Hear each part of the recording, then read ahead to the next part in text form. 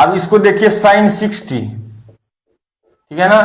तो साइन 60 को देखिए, यह साइन 60 को क्या लिख सकते हैं, यह राइट एंगल ट्रायंगल है, एडीबी कोई राइट एंगल ट्रायंगल है। तो साइन 60 को हम देख रहे हैं, तो 60 डिग्री के सामने वाला यह क्या हो जाएगा, परपेंडिकुलर, और 90 डिग्री के ठीक सामने वाला यह कर्ण हो गया, हाइपोटेनस हो गया। तो साइन 60 को क्या लिख सकते हैं, पी बाई एच। तो यहां पे पी क्या है, एडी है, एडी क्या है, पी है, ठीक है ना भाई साहब। एडी क्या है, पी है, यह एडी क्या है, पी है। एक सेकंड देखिए, एडी क्या है, पी है, ठीक है ना। और एच क्या है भाई, ए बी क्या है, एच है, ठीक है ना। तो आपको जो है ए बी पता है, बी डी भी पता है, लेकिन ए डी तो नहीं पता है। तो पाइथागोरस थ्योरम लगा दीजिए, इसमें पाइथागोरस थ्योरम लगा दीजिए। तो क्या हो जाएगा, कर्ण स्क्वायर बराबर क्या हो जाता है, कर्ण स्क्वायर बराबर, यानी कर्ण स्क्वायर बराबर क्या हो जाएगा, लंब स्क्वायर प्लस आधार स्क्वायर। तो ए डी स्क्वायर प्लस क्या, बी डी स्क्वायर, यही हो जाएगा ना। या एडी स्क्वायर निकालना है ना, तो एडी स्क्वायर बराबर क्या हो जाएगा, एडी स्क्वायर बराबर क्या हो जाएगा, A B square minus B D square, हो जाएगा कि नहीं, बिल्कुल हो जाएगा। तो एडी स्क्वायर बराबर A B square minus B D square हो जाएगा। अब देखिए, तो ए बी कितना दिया हुआ है, ए बी दिया हुआ ए, तो ए का स्क्वायर हो जाएगा, माइनस बी डी कितना दिया हुआ, ए बाई 2, तो ए बाई 2 का स्क्वायर हो जाएगा। तो यानी a square minus a square by 4, LCM लीजिए तो 4a square minus a square, यानी एडी स्क्वायर बराबर क्या हो गया, यहां 3a square minus 3a square बट्टा 4, यहां एडी बराबर क्या हो जाएगा, रूट अंडर 3/2 इंटू ए, ठीक है ना। यह इसका पूरा का रूट होगा, तो यहां पे 3√3 बाहर निकल जाएगा, ए का स्क्वायर है तो रूट के अंदर में बाहर निकलेगा तो ए बच जाएगा, अब 4 है रूट के अंदर तो बाहर निकलेगा तो 2 आ जाएगा, यानी एडी बराबर √3/2 ए आया। यह एडी बराबर क्या हाइट आ गया भाई साहब, √3/2 गुने ए, यही आया ना। तब एडी के जगह पे रख दीजिए, एडी के जगह पे रखिए कितना, √3/2 गुने ए बट्टा ए बी कितना है, ए बी कितना दिया हुआ है, ए बी कितना दिया हुआ है, ए दिया हुआ है, तो बट्टा ए, तो ए से ए कट गया तो √3/2, यही साइन 60 का वैल्यू आ गया। साइन 60 का वैल्यू आ गया ना भाई, √3/2। ये देखिए साइन 30 का वैल्यू भी आ गया 1/2, साइन 60 का भी आ गया √3/2, ठीक है ना। यह 90 डिग्री, ठीक है। तो स्वाभाविक है ये 45 डिग्री होगा, और यह भी कितना होगा, 45 डिग्री होगा कि नहीं। तब ना तीनों एंगल का सम 180 होगा। तो आप बोलेंगे जी बिल्कुल होगा। देखिए साइन 45 डिग्री का प्रूफ दिखा रहे हैं, आखिर 1/√2 क्यों होता है, ठीक है ना। तो हमने क्या किया, एक राइट एंगल ट्रायंगल लिया, एबीसी राइट एंगल ट्रायंगल लिया, जिसका राइट एंगल होता ही है, जिसका एक एंगल 90 डिग्री के बराबर होता है, और दो एंगल जो होते हैं वो एक्यूट एंगल होते हैं, ठीक है ना बाबू।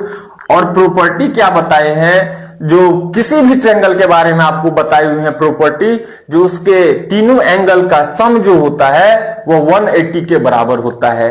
तो यह एक एंगल 90 है, यदि दूसरा 45 है, तीसरा भी 45 ही हुआ, तब तो तीनों एंगल का सम 180 होगा। इतना तक समझ में आ रहा है भैया, तो बिल्कुल आ रहा होगा। अब देखिए, अब आपको क्या पढ़ाए थे, आइसोसेल ट्रायंगल को याद कीजिए, आइसोसेल ट्रायंगल को याद कीजिए भाई साहब, आइसोसेल ट्रायंगल। आइसोसेल ट्रायंगल क्या होता है, दो साइड बराबर, तो इसके सामने का यह एंगल बराबर, इसके सामने का यह एंगल बराबर, पढ़ाए थे कि नहीं, तो बिल्कुल। अब देखिए यह दोनों एंगल एबीसी ट्रायंगल का बात कर रहे हैं, यदि जो है सो कोण ए बराबर 45 डिग्री या कोण सी बराबर 45 डिग्री, तो कोण सी के ठीक सामने वाला साइड भी बराबर होगा, और 45 डिग्री के सामने वाला साइड भी बराबर होगा कि नहीं। क्यों, क्योंकि दो एंगल बराबर होगा, किसी भी ट्रायंगल का दो एंगल बराबर होगा, तो उसके सामने वाला साइड भी क्या होंगे, बराबर होंगे। किससे, तो आइसोसेल ट्रायंगल से, होगा कि नहीं, तो बिल्कुल। तो मान लेते हैं यह ए है, तो यह भी साइड क्या है, ए है, ठीक है।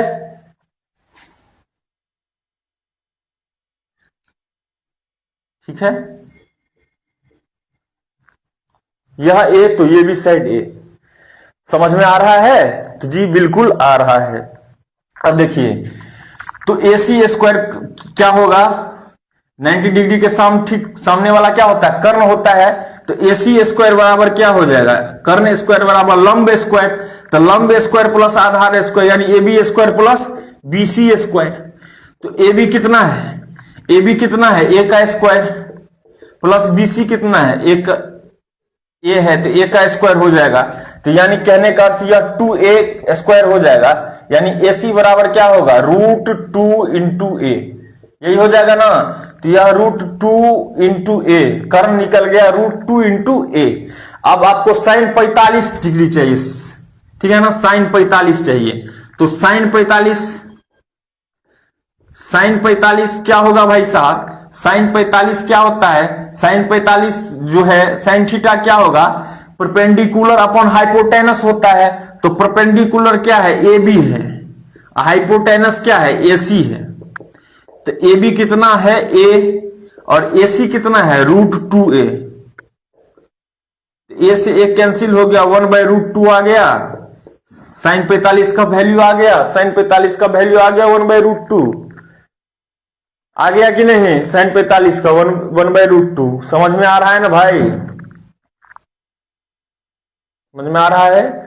ऐसे ही आप सबका प्रूफ करके देख सकते हैं, ठीक है ना। सबका प्रूफ ऐसे ही निकलेगा।